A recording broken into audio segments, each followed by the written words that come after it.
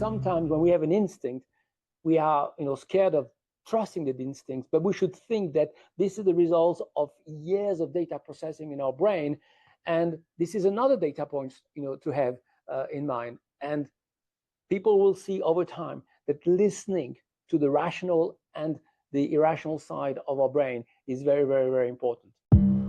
AI is in the same vein. It's a big inflection moment for mankind. And in my view, in the world, change is the only thing that's never going to change. And good people, talented organizations thrive through period of change. Why? Because they know that learning, adapting, reinventing yourself is the only way forward. I mean, the first thing I would say, and I don't know if we call it a skill, but a character aspect of your personality, you got to be humble, right? You got to be confident in yourself. You got to work hard. You got to be, celebrating all your successes. But you got to say to yourself, you know what? I'm not sure I know everything here. There is always someone who knows something that I don't know about. Once you're humble, you become curious. Once you're curious, you start becoming innovative. When you become innovative and you understand the role you can play in society, you can become an agent of change. And once you have decided to become an agent of change and you basically said to yourself, I really want to have an impact, then the door to reinventing yourself is wide open, because if you want to change the world, you got to change yourself. I hear a lot of technologists saying that the model is AI with human in the loop. I totally disagree. People come first. Technology is important. People come first. And all of us leaders are all about leaving the right legacy. And I want to make it super clear that leadership with soul, which is what I believe in, is about, having, a purpose-based, people-centric leadership with AI in the loop.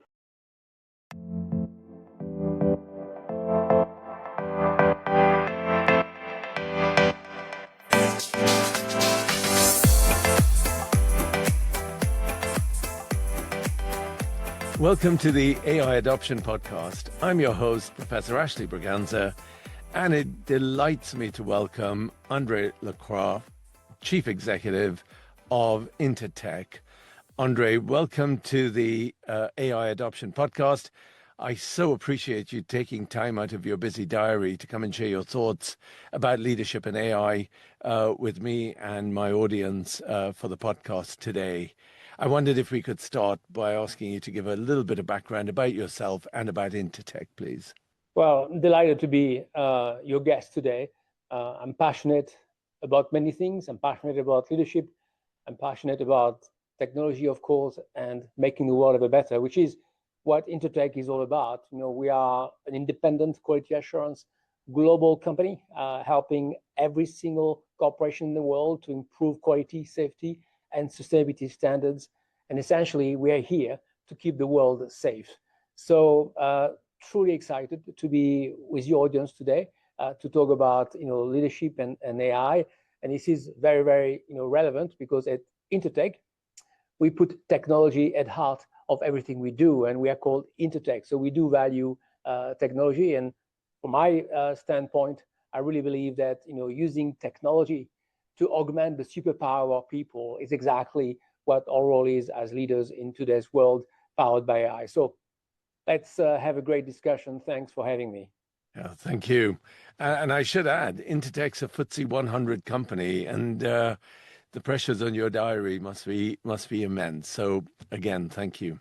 André, let's start by what your thoughts are in terms of the impact of AI on leadership. Look, I always embrace, innovation and technology to make a difference. And in addition to running Intertek, I have spent a lot of time writing about leadership. I've published a book called Leadership with Soul, which is aimed at helping leaders, existing and future leaders, to basically provide a better leadership.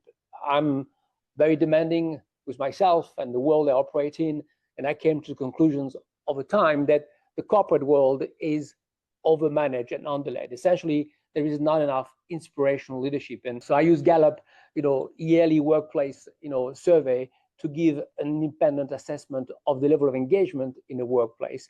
And essentially, the latest survey from Gallup shows that 80% of the global workforce is not engaged or not actively engaged. This is what I'm trying to change with Leadership with Soul, by helping leaders to understand how a people-centric leadership, how a purpose-based leadership can make a huge difference. And I came to the conclusion that unless you have a high level of engagement in every single team within your organization, you will never be able to unleash the full potential of your business. Now, 80% level of disengagement or 20% of engagement is a very low level. And this is an alarming stats where we all leaders need to do something about it. And I really believe, having thought about it, that AI will be an accelerator for good leaders to crack the engagement challenge. What do I mean by that? Essentially, in every leader's agenda, you were talking about agenda, we spend a lot of time on very complex, very sophisticated tasks, and some of these tasks can be automated. Some of these tasks could be processed. And I think that AI will free up time in the busy agenda of leaders to basically automate some of the routine, very analytical work that we all have to do, to free up time and spend more time engaging the organization, especially making time for people-centric activities. And this is why I really believe that AI will take leadership to the next level, provided, of course, leaders free up their valuable time to spend more time on people matters inside the organization. That's really interesting about freeing up time, because some organizations, some individuals have said that perhaps one of the things chief executives and leaders should do is to create avatars of themselves with, almost having an LLM that is based on them and their thinking and things that they've said. So that, for instance, employees, if they have a question, if they can't get to that individual CEO personally and directly, can go to an avatar or go to the CEO bot, in effect, and ask any question. What are your thoughts on that? Do you see CEOs having almost a digital twin or an avatar that can help them free up time? Look, my thesis or philosophy is called Leadership with Soul. I'm about helping leaders to build the right soul in their organization. And this is about leading from the front, putting people at the heart of your growth strategy and day-to-day activities. I want leaders to spend more time face-to-face with their clients, face-to-face with their people, having quality discussion in the kitchen or in the elevator, and of course in meetings. So the last thing I want is people using an avatar to do their leadership role, which is, frankly speaking, first and foremost, deeply engaging with the organization. Look, we live in a very complex world. People have got tons of questions. And while I'm a big fan of technology, I really believe that we need to put people first before technology. And from my perspective, having an avatar of CEOs to do their job of answering the critical questions of their employees is not going to take us anywhere. This is not how we're going to resolve the engagement crisis that we see around the world. As I said, 80% of the global workforce is engaged. 3 billion people go to work every single day without feeling excited and passionate about the day ahead, unless their leaders spend quality times to contextualize what is the journey, the direction of travel all about. What is the meaning of what they do, how they can contribute personally to the greater good of the organization, and what are the questions they have, what are their stress factors, how can they help? I'll tell you, a very simple story. When I basically worked at Burger King many, many years ago, it was one of my first truly people-centric role, essentially managing 3,000 restaurants around the world. And I had the opportunity to spend time with the CEO of a North American business. And I was really amazed. Each time he would go into a restaurant, would have a tunnel, and he would start his discussion with his colleagues saying, what can I do to help? And essentially, this is what people in organizations want to hear. They want to hear from their leaders, not only where we're going, what are the goals. They want to hear what is it we can do together and how the leaders can be helpful. And I'm sorry, but the avatar is not the answer to this very, very important people issue.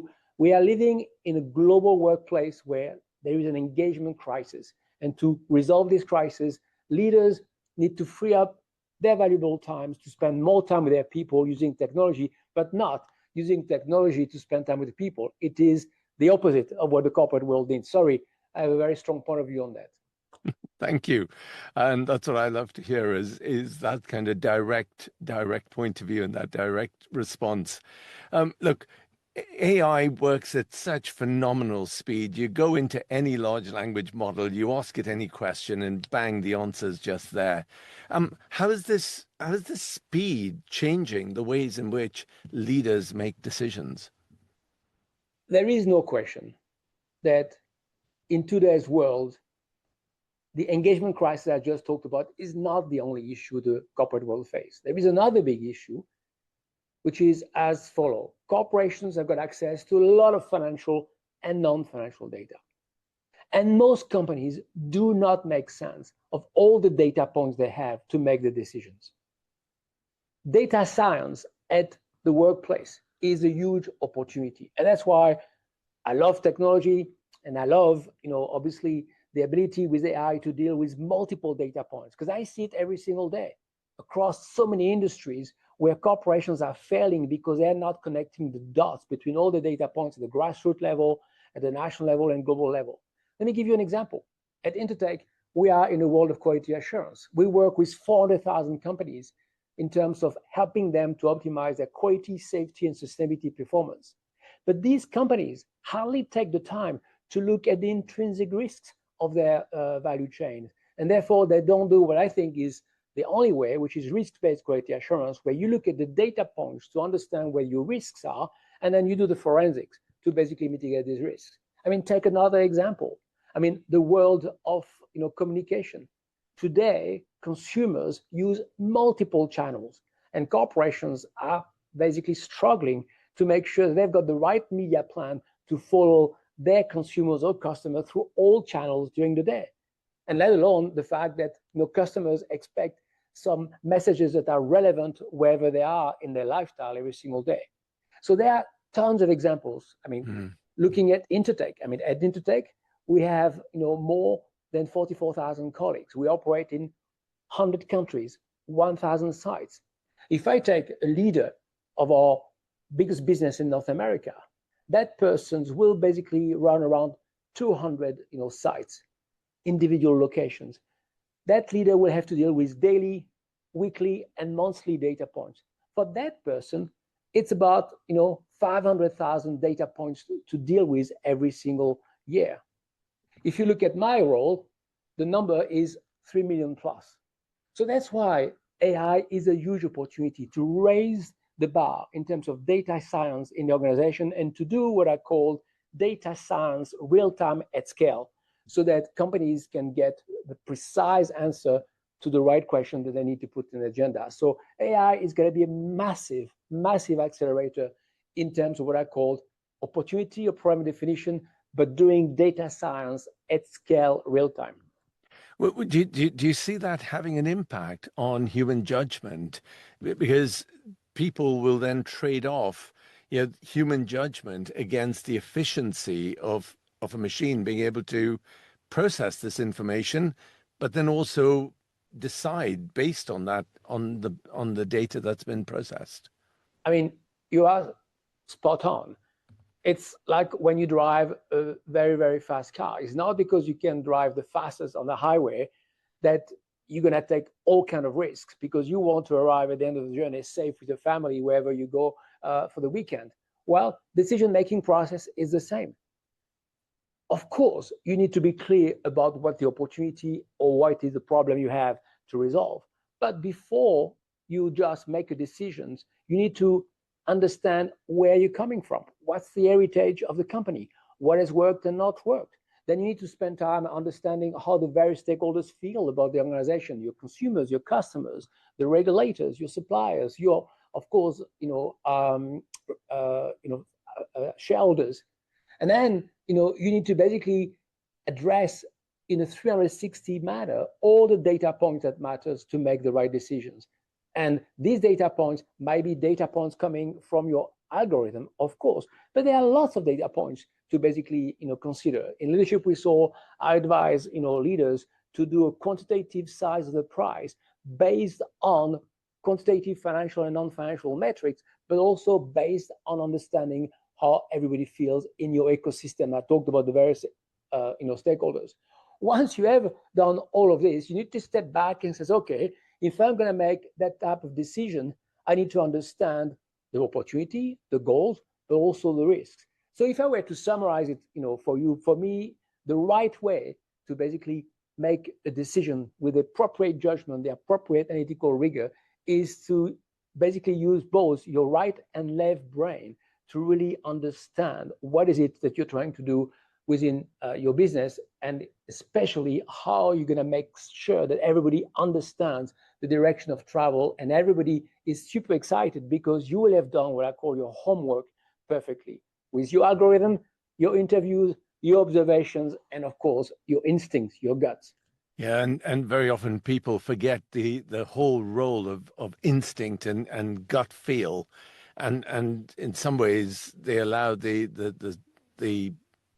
apparently objective numbers to sometimes override them. And I think the point that you're making around gut feel is really important and not discussed, quite frankly, often enough. Yeah, I mean, look, when I talk to MBAs and students around the world, I always make this point.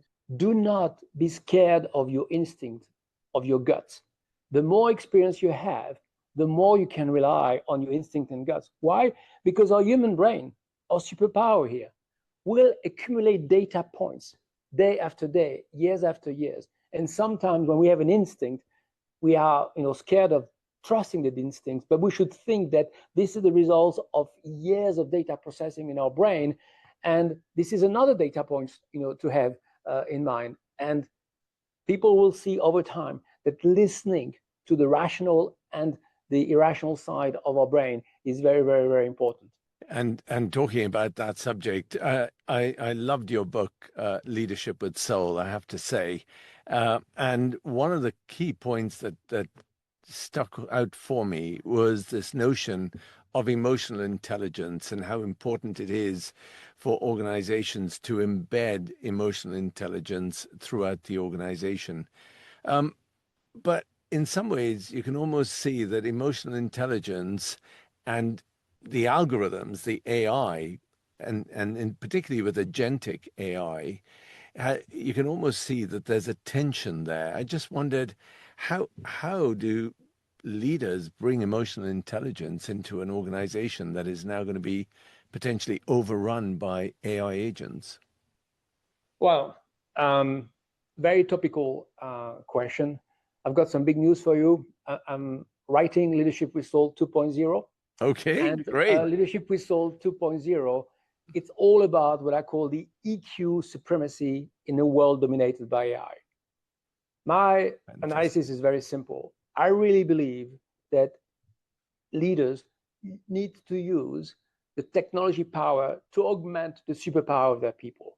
There is no question about it. I also believe that emotional intelligence comes first. I'm also convinced that in a rapidly growing world of AI, all the algorithm and agentic solutions that we are talking about one day will become commodities. There will be no differentiation within corporations or between corporations based on the technology they use. We see it today.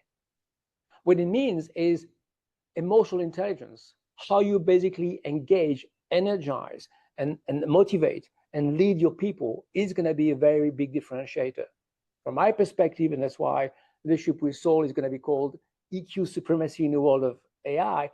In the world of AI, where all algorithm and agentic solution will be commoditized, biggest source of differentiation, competitive advantage will be emotional intelligence.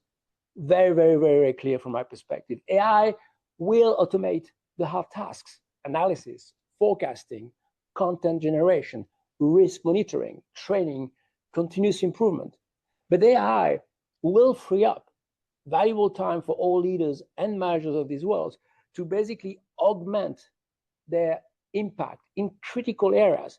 Take purpose-based inspirational leadership.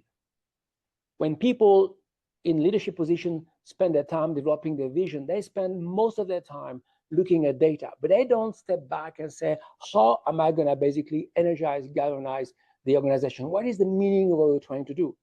Another area that AI will augment for leaders, which is what I call insight generation. This is something I've learned from day one when I was a product manager.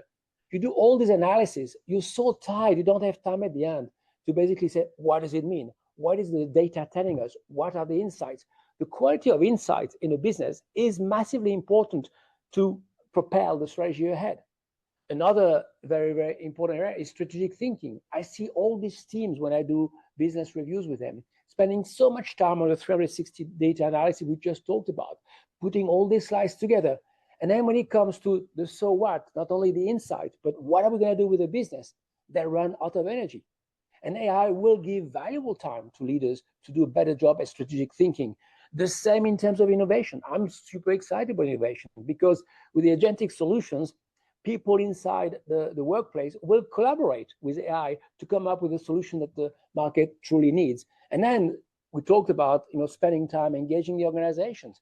AI will take away all this time that is spent on tasks that can be automated or processed through by agents, and they will have more time to go and travel around the world, meet their clients, speak to their people, have time for quality discussions instead of rushing from one meeting to the other. So for me, AI will make leadership so more important than ever, because in the world of AI, we're going to talk about EQ supremacy, the supremacy of having the right emotional intelligence to understand what's happening, connecting the dots, and leading the organization forward. Yeah, and I think that that's a very important point around EQ. But equally, you need to have a discussion about the impact of AI on the world of work, because there is a growing trend, as you'll have picked up from the press and research, and even some of the work that we're doing here at Brunel shows that entry-level jobs, for instance, are going. The number of people that are needed now to do a particular role may not be as many as there were perhaps in the past. I just wondered what your thoughts are in terms of the impact of AI on the world of work. History is not necessarily a function of the future, but there is a lot to say about history. If you look at the big inflection moments in the history of mankind, starting with global exploration that led to global trade, then followed by industrializations, and then globalization that basically improved the way of working, but also the quality of living in both emerging and developed economies. And now we've just been through a massive change with digitizations. AI is in the same vein. It's a big inflection moment for mankind. And in my view, in the world, change is the only thing that's never going to change. And good people, talented organizations thrive through period of change. Why? Because they know that learning, adapting, reinventing yourself is the only way forward. I talked about it, several times when I talk to students about innovation. I say reinventing yourself is massively important. If you don't reinvent yourself, you will be taken out of business. And it's the same when it comes to the workplace. And I hear the anxiety of students in universities about what's going to happen to that type of role. And there is no question that certain more routine, task-oriented role in society will gradually disappear in terms of importance. I mean, if you are in a call center doing customer service, we've seen what digitization has done, and we see what AI is doing. Look at it. When you basically want to make a change in your bank account, you talk to an agent, and this agent is not a person. So look, we have plenty of examples, but to me, we need to focus on the opportunity. AI will create some very, very interesting role. Today, if you're an AI native in the world of the tech industry, the world is yours. We need AI natives who understand how to basically use technology from the AI perspective. Yeah. There is no question that there will be a huge role for people who are going to be able to monitor the impact of AI, but also controlling AI. There is no question that AI will also create more role in terms of people-centric activities, as I just talked about, because leaders will have more time to focus on the people agenda. So we should never be afraid of any big reinvention. Change is the only thing that will never change. And I would advise and advocate for curiosity, for adaptability, so that we continue to challenge ourselves on what is it we can do differently to basically take our world to a better place, because that's what essentially technology is doing for us. We are augmenting the superpower of our people and improving the quality of our operation, the quality of our customer service, the quality of our productivity, the quality of data science, as we just talked about. What skills do people need to develop then to be able to, as you say, reinvent themselves and to stay ahead of the curve? What are some of the skills you would suggest people ought to focus on? I mean, the first thing I would say, and I don't know if we call it a skill, but a character aspect of your personality, you got to be humble, right? You got to be confident in yourself. You got to work hard. You got to be, celebrating all your successes. But you got to say to yourself, you know what? I'm not sure I know everything here. There is always someone who knows something that I don't know about. Once you're humble, you become curious. Once you're curious, you start becoming innovative. When you become innovative and you understand the role you can play in society, you can become an agent of change. And once you have decided to become an agent of change and you basically said to yourself, I really want to have an impact, then the door to reinventing yourself is wide open, because if you want to change the world, you got to change yourself. That's the way I look at it. And that's the advice I would basically give to anyone. Be humble, be curious, right? And make sure that you want to be a change agent and reinvent yourself. I think that's a really, really fantastic insight, that if you want to change the world, you've got to start to reinvent and change yourself. I think that's incredible. I guess one of the issues also around AI and these whole technologies that are coming through, Andre, is this issue of trust and transparency. And I just wondered, how do organizations ensure that when they are implementing AI, that they can do it in a trustworthy and transparent way? I hear the criticism, I hear the concerns, and I see it every single day. When I talk to some of our clients, they all say, oh, we are embracing AI. And when I ask them, what is it that you really do? They use third-party large language models. There's nothing wrong with that. But this is not what AI is all about. And by the way, most of them are not aware about some of the risks attached to large language models. You have a lot of companies letting their employees use large language models, not knowing that the moment someone uploads data in the model, the data is gone. So the issue is simple. The regulator in our world is always behind the curve. And I'm not being negative about the regulator around the world, because every single country is trying to do a very, very good job at what they're supposed to do. But this is complex. And we at Intertek are working across more than 15 industries. And every single industry we operate in, the regulator is behind the curve, because it's very complex to have the right regulations at the cutting edge of every single industry, especially in technology, to protect the interests of citizens and the planet. So what is the solution? The solution is very simple. We're seeing it today in many industries. The best companies do not wait for the regulator to give them the right level of standards for quality, safety, and sustainability. The best companies go well beyond the regulatory standards. And in my view, that's what's needed in the world of AI. Now, in today's world of AI, we have a big gap between the technology companies that are light years ahead in terms of understanding the power of AI and the risk of AI, and a lot of companies who are just at the beginning on the learning curve. So we at Intertek have invested a lot of our IP trying to think, what can we do to help these companies? And essentially, there are four things that these companies need to do AI responsibly. First, you need to put the right governance in place. making sure that you have a committee, you have the processes to understand the opportunities and the risks in terms of what you're trying to do with AI. I'll just give you an example of large language models. How many companies in the world today are letting their employees using any large language models, not knowing that the data, when it's uploaded, is leaving their company? Having the right governance to understand the risk framework. The second area is what I call transparency. When you do AI inside your company, it's just not about large language models. It's developing your algorithm to improve the quality of your operation, of customer service, of functional excellence. What you need to do is you need to make sure that you've got the right technical documentation. What is the algorithm or the agentic solution supposed to do? What are the areas you don't want the algorithm to get involved? And all of that needs to be transparently documented. So the technical blueprint is really, really precise and can be audited anytime. The other area that is really important is security.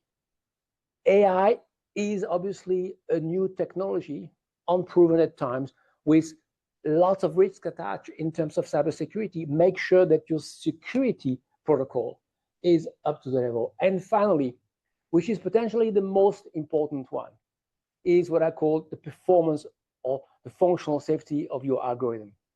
Make sure that you understand that your algorithm is safe, but also that you set up standards in terms of performance that are very high. I mean, we are experimenting like every other company at Intertek in terms of AI. Many providers have been coming to us and say, you can do this and that. And when I ask them, what is the level of accuracy? Well, 40, 50, 60%, no. When you develop AI for your organization, make sure that the level of accuracy is super high, because otherwise people will be disappointed. And today we are starting to see some of it. Even inside technology companies, some employees are saying, well, the bot that we developed is not giving us the right accurate solutions or replies. And then you start people saying, well, AI is not as good as people thought it would be. Now, we are at the early stage, but the performance of your algorithm, the level of accuracy is super important. These are essentially the areas that I would basically recommend to anyone who wants to do responsible AI to focus on: governance, technical documentation, transparency, security, and functional performance. And that sounds like a great kind of framework for any organization that's almost getting started on AI. It seems like those are the four kind of almost foundation stones on which to build any effective AI initiative or any AI adoption strategy. André, what a fascinating conversation. We started on the whole topic of, do we have CEO avatars who could kind of almost replace or partly replace the human CEO? And I'm quite pleased to hear that your view, which was, I think, fairly robust in the way it was made, which said, no, we CEOs, the whole purpose of leadership is to engage with people at that personal level, and replacing or having an avatar CEO is perhaps not the way of ensuring that engagement actually happens. You covered such a wide range of ground in terms of how human judgment will always need to be part of this AI journey. And we must have people who understand the business and understand what the AI is doing. I think your point about emotional intelligence, and thank you for allowing me to have some breaking news on this podcast that you're coming out with your new book, AI 2.0, which is wonderful. And I think you're going to be hitting an area which is really at the heart of what this podcast is about, which is AI adoption, which is ensuring that if we don't understand how people are responding at an emotional level, how do we ever ensure that this technology actually is able to fulfill its real potential? And that has to be done through people. So that is, I think, a great point that you've made. The other area that I'm definitely going to take with me is around reinventing yourself and being, ensuring that you are part of that drive. And I think very often, I'm really pleased that you kind of alluded to this.